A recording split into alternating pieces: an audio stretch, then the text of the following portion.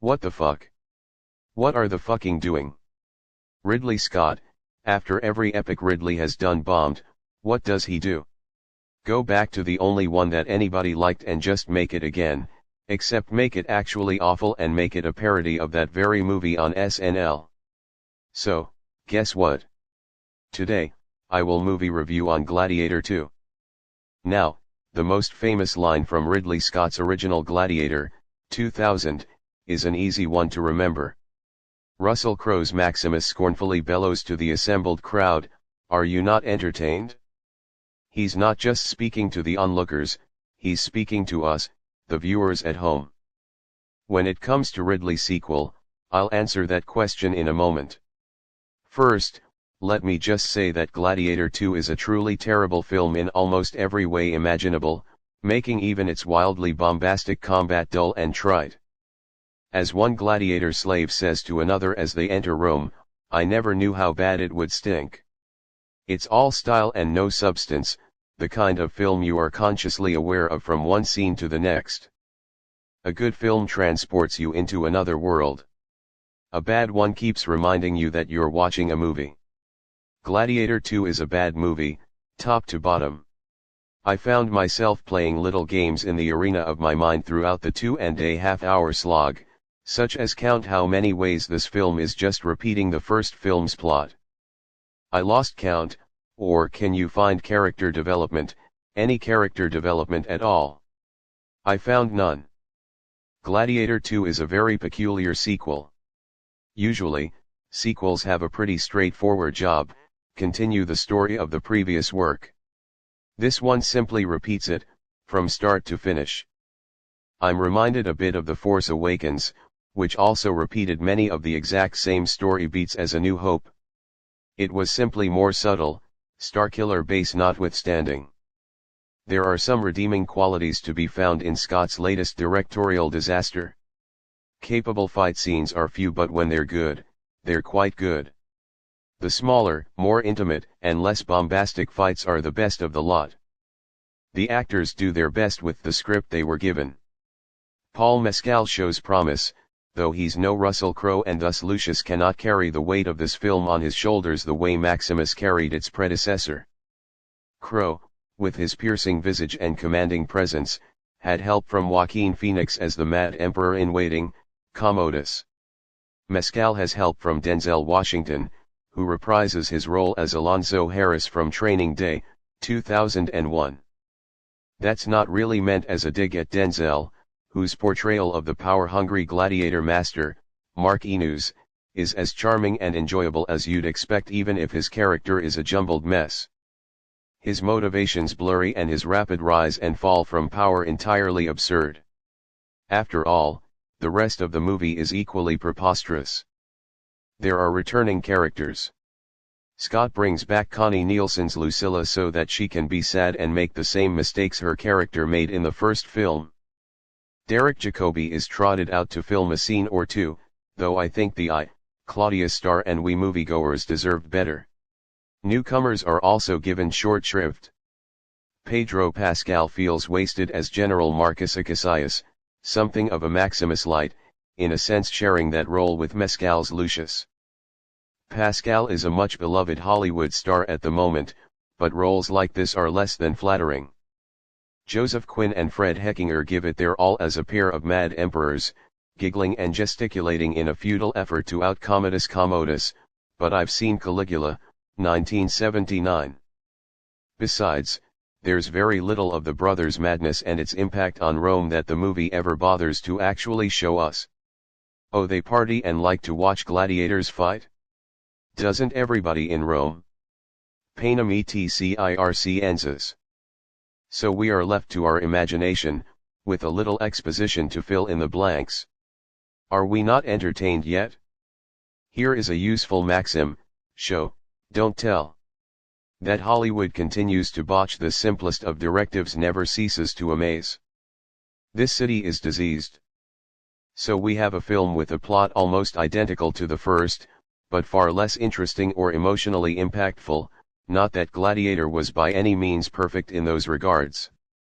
What, then, does the sequel bring to the proverbial Colosseum? I would argue the answer to that question is nothing. Or, perhaps, worse than nothing. Prequel films often fall into a trap.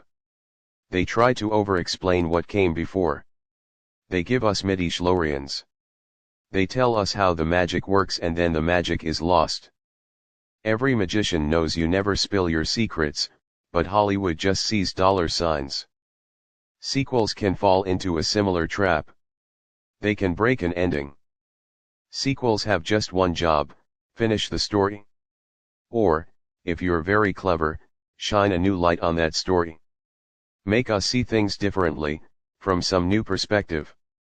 A bad sequel takes a perfectly good story, with its emotional zenith and catharsis and all its threads tied in bows, and breaks it on the very same stone so many prequels are shattered upon: vanity. Gladiator 2 is that kind of sequel. Beyond its derivative plot, which may be too gentle a word, it tells us a story that nobody asked for and never needed to be told in the first place. Rather than expand and enrich the story of Gladiator, it treats Maximus the same way so many modern films and TV shows treat beloved things of the past, as a reference. As nostalgia. Oh look, here's Maximus's breastplate, which will later become literal plot armor. Here's his sword. Here's a flashback. Also, by the way, Lucius is Maximus's son. That might have been an important detail to include in the first film. Maximus must have carried enormous guilt over the affair once he learned that his wife was slaughtered. So much for strength and honor. Maximus is a cheater. Let's not pay attention to any of that. Here's a rousing speech. These are all just empty gestures at a character whose story is already told, whose heroic journey came to an end and whose death held meaning. That it's all simply wiped off the table somehow the Emperor's returned.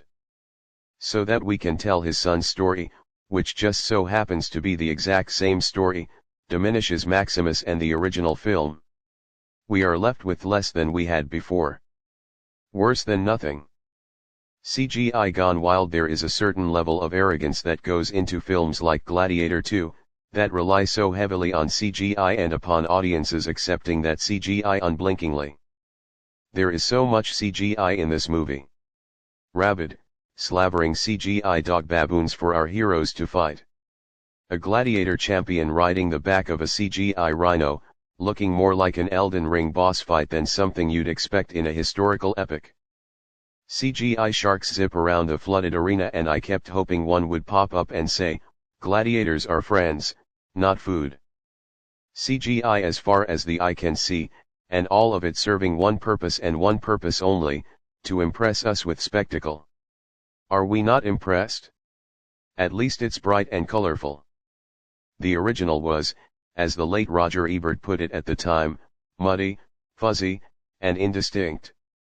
By the end of this long film, Ebert wrote, I would have traded any given gladiatorial victory for just one shot of blue skies. Well, blue skies are here in abundance in Gladiator 2, which certainly amps up the lighting and saturation. But Scott still never bothers to convince us that we should actually care about the characters scrabbling down in the dirt or in the marbled halls of Roman Empire. Things happen to them, then they do things, then other things happen, then the end. There is no tension, no surprise, no sense that characters' choices really matter. There are few moments of humor, or those little human things that help us relate to these people. The big choices characters do make are almost all incomprehensibly stupid. Why root for them? Or against them? Oddly, the character I found myself empathizing with the most in the end was poor, mad Emperor Caracalla, whose venereal disease has spread from loins to brain, and whose mind is quickly unraveling. One moment he's a savage beast, screaming to crucify Lucilla. The next he asks sadly if she really has to die. He appoints his monkey, Dondas, first consul of Rome, and a part of me was genuinely rooting for that monkey. At least it was a real monkey, not some CGI monstrosity. And Caracalla's love for Dondas, in those few brief scenes, felt more sincere and genuine than any other human emotion this film aped. So, to answer Maximus's question, yes, I was entertained. Bad movies can still be entertaining. I knew almost from the start that this was going to be a step down from its predecessor, but it was still fun to discover just how far it would exceed my expectations in that regard.